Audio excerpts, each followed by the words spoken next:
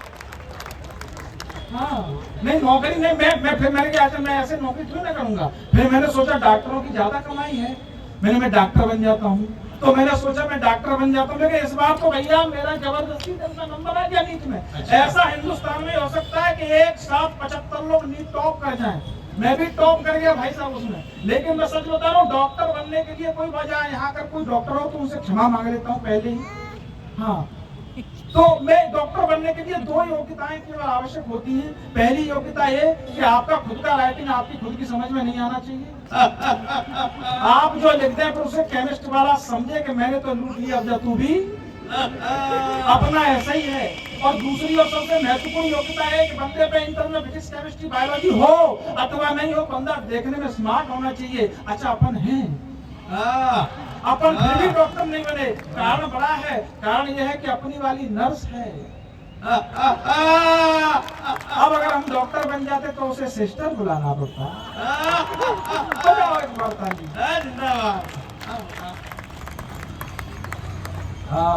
समय का थोड़ा सा अभाव है, अब आनंद में थोड़े से आ जाइए और झूमिए। मैं पहला कवि हूँ और आज तो मैं ये भी नहीं कह सकता कि ये जितने भी फल रखे हैं मुझे दिखा के बेचे जाएंगे, क्योंकि यहाँ पर एक राम फल रखा हुआ है जिसका नाम होता है नाम खाम्बर जी। आज शानदार टीम बनाई है, उस सबके लिए प्रणाम और आपके लिए प्रणाम। मैं कुछ जोगिरा पढ़ता हूँ, होली में डूब स्वागत है भैया, स्वागत कि इस होली पर मैं बतलाऊं सब वेदों का सार। अरे इस होली पर मैं बतलाऊं सब वेदों का सार। कब सम्मेलन सुने बिना होगा ही नहीं उद्धार। जोगीरा सारा रा, जोगीरा सारा रा रा रा, जोगीरा सारा रा रा रा। अरे सुबह सुबह पत्नी से लड़कर चला गया सुख चैन। सुबह सुबह पत्नी से लड़कर चला गया सुख चैन।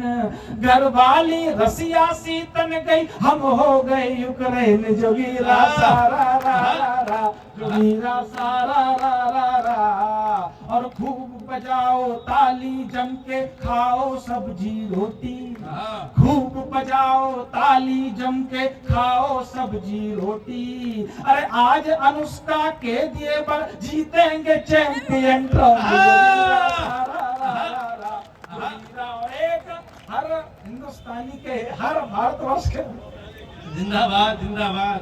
दीदी प्रेषित करता हूँ पंक्ति आनंद लेना इस पर भी कि पिछली वर्ष अवध में लौटे राम लला बलिहारी। पिछली बरस अवध में लौटे राम लला बलिहारी। अरे अगली साल ब्रज में होली खेले बाके बिहारी। जोगीरा सारा रा रा रा, जोगीरा सारा रा रा रा।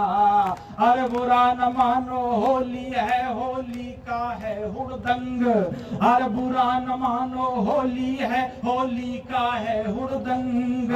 कवियों पर भी चढ़ी हुई है राजनीति की भंग। काट रहे जम के आज बवाल, बजाओ तालियां। कोरोना कर गया कंगाल, बजाओ तालियां। एक नाम ले रहा हूँ, या यूं कहें नाम नहीं लूंगा, अगर आप समझ जाए तो आनंद लेना। आंख मारते फिर भरी संसद में ढूंढे कौन। वाह वाह वाह वाह वाह। अरे आंख, एक अखंड कुआरे की बात कर रहा हूँ। अरे आंख मारते फिर भरी संसद में ढूंढे कोना। अरे इधर से आलू डाले भैया, उधर निकाले सोना। इनकी इटली में ललिहाल, बजाओ तालियां। वो इनके जीजा माला माल। जिंदाबाद